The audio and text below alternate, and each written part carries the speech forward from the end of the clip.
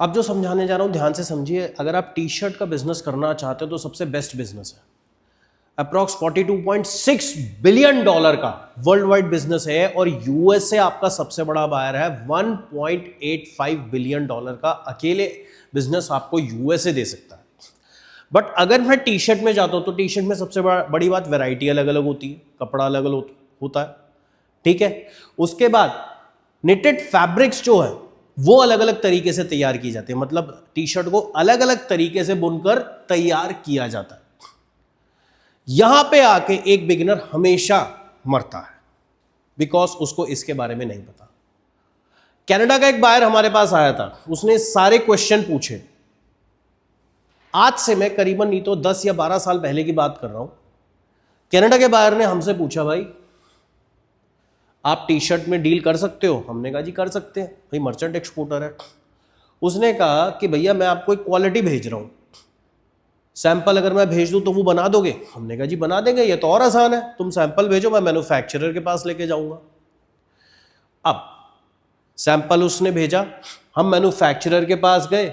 Manufacturer ने हमसे पूछा, भाई इसको बनाना किस तरीके से? धागे को लूप में डालकर तैयार किया जाता है, ठीक है। स्वेटर देखते हो ना, धागा होता है ना, उसके बाद स्वेटर तैयार करते बना के।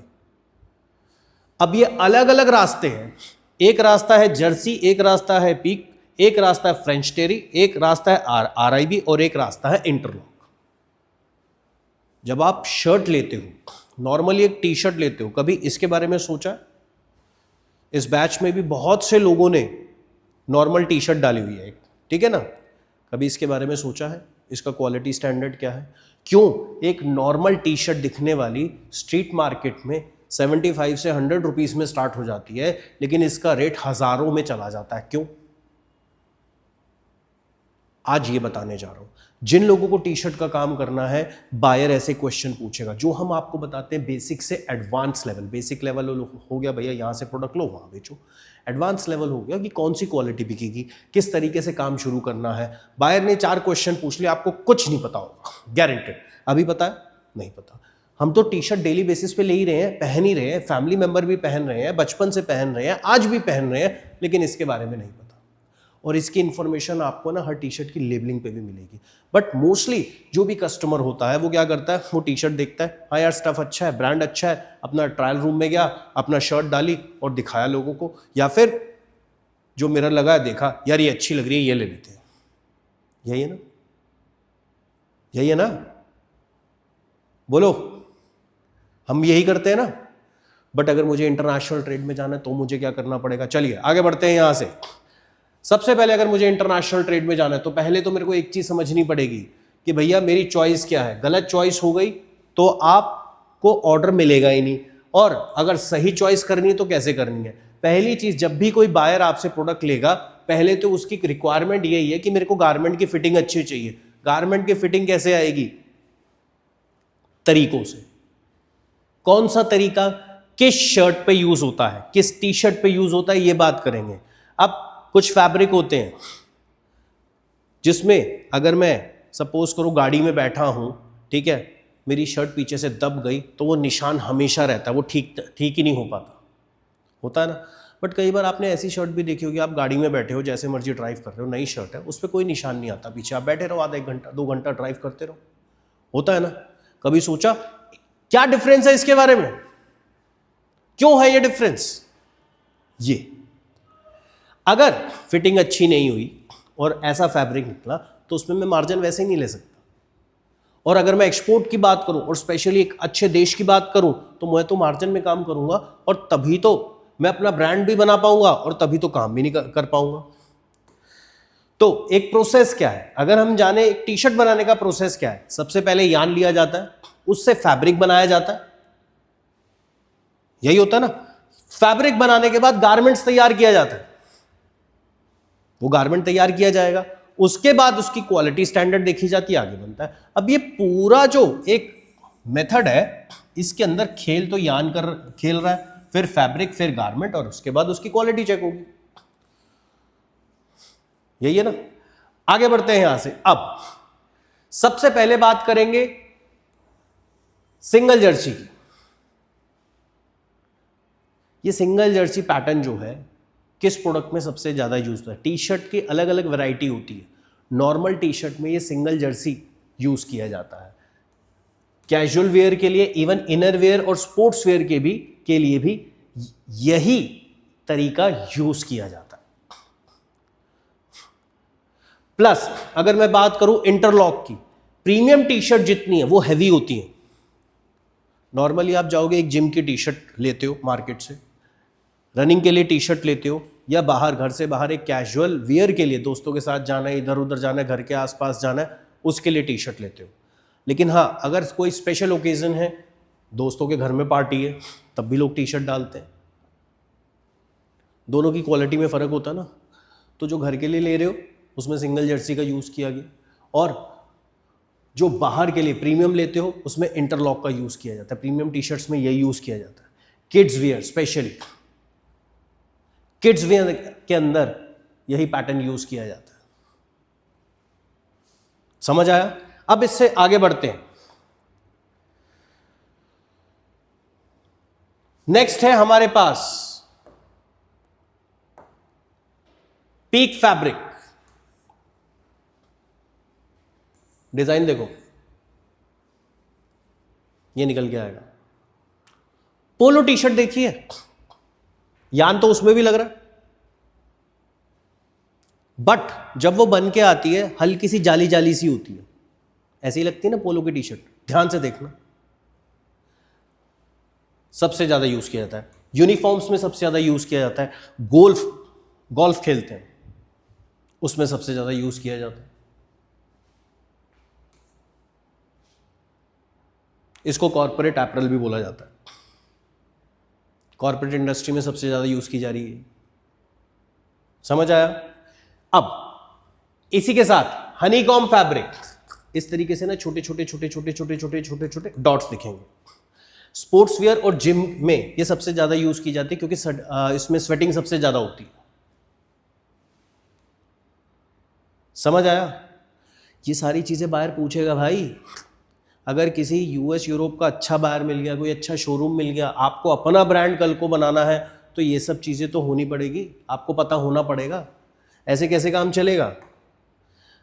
इसी के बाद आगे शुरू करते हैं। हम बात करेंगे आरआईबी फैब्रिक की। ये फैब्रिक स्ट्रेचेबल होता है, प्लस सबसे बड़ी बात, टी शर्ट देखोगे, पोलो टी शर्ट देखी है, उसका कॉलर देखा होगा, स्ट्रेचेबल होता है। यानी शर्ट में कुछ और यूज हो रहा है, कॉलर में कुछ और यूज हो रहा है, और कॉलर में जो यूज हो रहा है वो आरआईबी हो रहा है। प्लस राउंड कॉलर होते हैं। जो राउंड कॉलर शर्ट है, अगर सपोज करो उसमें स्ट्रेच नहीं आएगा, तो वो डालते हुए या निकालते हुए फंसेगी। एक टी शर्ट नहीं होती बेटा।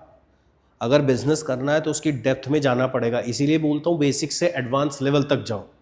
बेसिक लेवल कुछ नहीं, गूगल पे डाल के हर किसी को पता है कौन सा प्रोडक्ट कहाँ बिकेगा, कौन से देश में बिकेगा। बट सिर्फ यही चीज़ काफ़ी नहीं है। कोई बायर आएगा, अच्छा पढ़ा लिखा बायर आएगा, तो क्या उसे ये चीज़ें नहीं पता होगी जो सालों से काम कर रहा होगा? बिगनर हम हैं, आपको उसकी नॉलेज तक पहुंचना पड़ेगा। आपसे वो माल तभी लेगा जब आप उसकी नॉलेज को बीट करोगे।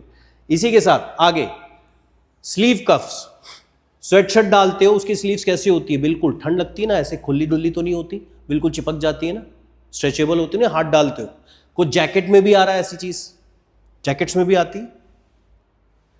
Plus waste band, sweat shirt, hoodie, सबसे ज्यादा यह आरआईबी यूज किया जाता है। इससे आगे बढ़ते हैं। अब बायर आपसे पूछेगा भैया जीएसएम बताओ इसका। अब अगर मैं बात करूं एक एवरेज जीएसएम की, एक ठीक ठाक सी शर्ट 160 से 180 जीएसएम तक तैयार हो जाती है। इसको हम बेसिक टी शर्ट बोलते हैं, जो नॉर्मल डेली यूज के सबसे ज्यादा काम आती है। इससे प्रीमियम वैरायटी में जाऊंगा तो 200 से 220 जीएसएम, ये आएगा, जिससे मैंने बोला कि आप अगर सपोज करो फ्रेंड सर्कल में बाहर मूवी देखने जा रहे हो तो वो नॉर्मल टी शर्ट के नहीं जाते, किसी के घर में पार्टी है, कोई इवेंट है, तो ऐसी टी शर्ट अगर आप डालते हो तो वो फैशन टी शर्ट होती है जिसका जीएसएम ज्यादा होता है। पोलो टी शर्ट, इसका भी जीएसएम ज्यादा होता है। अब आते हैं हुडीज और स्वेटशर्ट, जिसमें यूज होगा 240 से 320 जीएसएम, जो कि ओवर साइज होती है। ओवर साइज होती है ना, हुडीज डालते हो, स्वेटशर्ट डालते हो, इस तरीके से हो जाती है बॉडी, थोड़ा फ्लफीनेस रखती है, भारी भारी सी लगती है। इस चीज को समझो, कौन सी चीज कहां पे यूटिलाइज करनी है, तभी तो बायर को क्रैक कर पाओगे। नहीं मिलेगा बायर, सुन लो बात को, आपको नॉलेज नहीं है, बायर ने मेल कर दी, आप फिर उसको मेल कर रहे हो और उसके बाद उसको समझा नहीं पा रहे, आप गए काम से। इसके बाद आगे, इसके अलावा अगर बायर आपसे टी शर्ट खरीदने आएगा तो सिर्फ जो पीछे मैंने बताया ये सब चीजें नहीं पूछेगा आपसे, क्या फाइबर यूज कर रहे हो, कॉटन है, ऑर्गेनिक कॉटन है, बैम्बू है, मॉडल है, ये यूज करेगा। मोस्टली लोगों के माइंड में, जो बिगिनर होते हैं उनको लगता है कि भैया अगर जीएसएम अच्छा होगा तो फैब्रिक भी अच्छा होगा। नहीं, ये सारी चीजें मिलकर एक अच्छा फैब्रिक बनता है। यान इसके काउंट कितने हैं ये नहीं पता, अब इसके बारे में आगे ये भी बताऊंगा। प्लस निटिंग स्ट्रक्चर क्या है, जर्सी है, इंटरलॉक है, आरआईबी है, पीक है सॉरी, ये बाहर पूछेगा आपसे। प्लस डाइंग क्वालिटी क्या है, नहीं पता। प्लस फैब्रिक की फिनिशिंग देखेगा, बायो वॉश है, सिलिकॉन वॉश है। एक चीज और, बहुत सी शर्ट होती है जिनके ऊपर लिखा होता है कि ये ड्राई क्लीन हो सकती है, ये मशीन वॉश नहीं है, ये हैंड वॉश नहीं है। पुराने टाइम में पत्थरों पे कपड़े ऐसे मारते थे, पुरानी मूवी में देखा होगा। आज भी मुंबई में धोबी घाट है। अब एक ऐसा फैब्रिक है, अगर मैं उसे पत्थर पे मारूंगा फट जाएगा, खराब हो जाएगा। समझ आया? तो ये सारी चीजें, अगर मुझे टी शर्ट का बिजनेस करने जाना है तो बायर मुझसे पूछेगा, सिंपल सी बात है। और मैं हूं मर्चेंट एक्सपोर्टर। हम बहुत आसानी से बोलते हैं कि मर्चेंट एक्सपोर्टर, मर्चेंट एक्सपोर्टर। भाई मर्चेंट एक्सपोर्टर, अगर प्रोडक्ट में जा रहे हो, प्रोडक्ट की पूरी डेप्थ में तो जाना चाहिए, तभी तो बायर को क्रैक करोगे। लगे रहो 6 महीने, बायर क्रैक ही नहीं होगा। बायर क्रैक करना इंटरनेशनल ट्रेड में सबसे ज़्यादा आसान काम है, लेकिन आप प्रेजेंट ही नहीं कर पाओगे अपने प्रोडक्ट को, आप अपनी प्रेजेंटेशन ही नहीं बना पाओगे। आप क्या करोगे, 4 शर्टें ला के रख दोगे, भाई साहब मैं शर्ट बेचता हूँ। बायर ने इस तरीके से आपसे इसमें से कोई भी एक सवाल पूछ ले और आपको नहीं पता, आप उसको एक्सप्लेन नहीं कर पा रहे, सीधी सी बात है, आपका कंपेटिटर आया, उसने ये सारी चीज़ें एक्सप्लेन कर दी, वो लेके चला गया। सिंपल सी बात है, सबसे आसान है बायर क्रैक करना। अगर आज आप मुझसे पूछोगे सर आप कैसे बायर क्रैक करते हो, तो मैं सबसे पहले तो इसी चीज़ पे वर्क करता हूँ कि मैं कौन सी क्वालिटी दे रहा हूँ, क्या क्वालिटी है, मैं दे पाऊंगा नहीं दे पाऊंगा, मैं समझ पाऊंगा या नहीं समझ पाऊंगा। आगे बढ़ते हैं। अब ये अगर मुझे एक्सपोर्ट की डील क्रैक करनी है तो मुझे पूरा स्ट्रक्चर, पहले गारमेंट्स में जाना पड़ेगा। टी शर्ट में काम करना है तो ये समझना पड़ेगा, बायर से ये पूछना पड़ेगा, भाई साहब आपको किस लिए चाहिए, कैजुअल वेयर के लिए चाहिए, जिम के लिए चाहिए। एक चीज़ समझो, फुटबॉल का मैच देखा होगा, शर्ट अलग होती है, फैब्रिक अलग होता है। क्रिकेट का मैच देखा होगा, शर्ट अलग होती है, फैब्रिक अलग होता है। टेनिस देखा होगा, शर्ट अलग होती है, फैब्रिक अलग होता है। रग्बी देखा होगा, शर्ट अलग होती है, फैब्रिक अलग होता है। बेसबॉल देखा होगा, शर्ट अलग होती है, फैब्रिक अलग होता है। तो कभी ये नोटिस नहीं किया, क्यों सारे एक ही शर्ट नहीं डाल सकते, खेल तो स्पोर्ट्स ही रहे हैं, क्यों सोचा इसके बारे में? ये है एग्जैक्टली सच्चाई जो आपको कंसिडर करने हैं की फैक्टर। सबसे पहले आपको ये कंसिडर करना है कि भाई कौन सा फाइबर है, उसकी टाइप और क्वालिटी क्या है, यार्न काउंट और क्वालिटी कितनी है, निटिंग स्ट्रक्चर कितना है, डाइंग क्वालिटी क्या है, फिनिशिंग प्रोसेस क्या है, और उसके बाद एंड रिजल्ट क्या होगा, तभी काम कर पाओगे। और अगर क्वालिटी अच्छी नहीं हुई तो सबसे बड़ी बात, फिटिंग ही अच्छी नहीं आ सकती। ये जो आपको फिटिंग आती है ना शर्ट की, इसके पीछे सबसे बड़ा रीजन यही है। फिटिंग अच्छी नहीं आई तो कौन सा कस्टमर आपको लेगा। मेरे पास एक शर्ट गिफ्ट की किसी ने, बहुत अच्छे ब्रांड की थी, वाइट कलर की। मैं उसे डालता हूँ ना, उसके शोल्डर बड़े अजीब से आते हैं, मतलब उसकी फिटिंग वाहियात था। वो ब्रांड लेकिन बेकार, फिटिंग भी बेकार है। क्यों? उसके पीछे ये रीजन है। दोस्तों, अगर आप भी इसी तरीके से प्रैक्टिकली और लॉजिकली इंपोर्ट एक्सपोर्ट बिजनेस सीखना चाहते हैं, अगर इस बिजनेस की गहराई तक जाना चाहते हैं, देखिए, अगर आपको बायर ढूंढना है तो ये सब चीज़ों की नॉलेज तो आपको होनी पड़ेगी। सिर्फ प्रोडक्ट की ही नहीं, कॉन्ट्रैक्ट की नॉलेज होनी पड़ेगी, क्लॉजेस की नॉलेज होनी पड़ेगी, बायर से पेमेंट टर्म कैसे सेट होगी। वर्बली कोई काम नहीं होता, वर्बली बायर मुकर गया, या मैं कह रहा हूँ कि अगर आप इंपोर्ट करा रहे हैं, आपका सप्लायर मुकर गया, गलत माल भेज दिया और आपको ये सब प्रोसेस नहीं पता।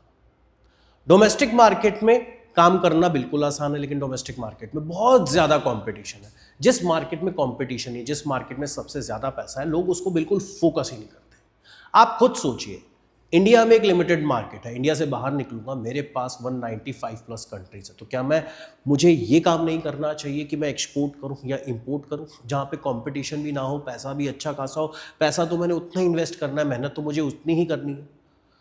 तो अगर आप भी अपने करियर को लेके सीरियस है, इंपोर्ट और एक्सपोर्ट करना चाहते, चाहे आप वर्किंग प्रोफेशनल है, स्टूडेंट है, बिजनेसमैन है, ट्रेडर है, ऑलरेडी कोई बिजनेस रन कर रहे हैं, पार्ट टाइम करना चाहते हैं, फुल टाइम करना चाहते हैं, किसी भी एज ग्रुप के हैं, मेल है, फीमेल है, घर से काम शुरू करना चाहते हैं, ऑफलाइन ट्रेनिंग हमारी होने जा रही है अब 13 से 15 अगस्त 2026 को मुंबई के अंदर।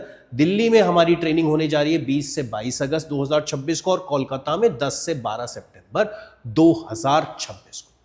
अगर आप भी इन्हीं की तरह इंपोर्ट एक्सपोर्ट बिजनेस प्रैक्टिकली और लॉजिकली सीखना चाहते हैं, और एक दिन हम आपको पोर्ट के अंदर लेके भी जाएंगे, वहाँ पे भी आपको कस्टम क्लियरेंस और शिपिंग का सारा प्रोसेस सिखाएंगे, क्या लोगों से गलतियाँ होती हैं, क्यों लोगों का माल फंस जाता है, क्यों कस्टम पेनल्टी लगा देती है, क्यों कस्टम माल क्लियर नहीं करती।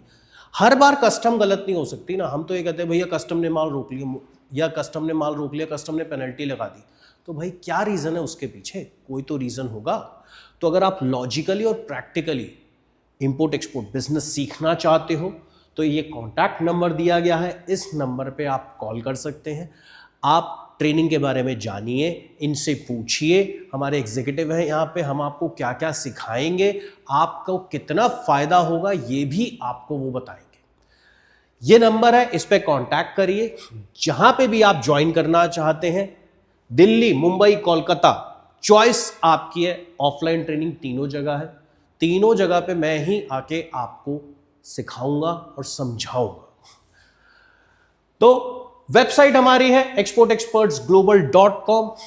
आपके सामने सारी इंफॉर्मेशन है, फोन पे कांटेक्ट करिए, पता करिए, और मिलते हैं अगले वीडियो में। इस वीडियो में इतना ही। जय हिंद।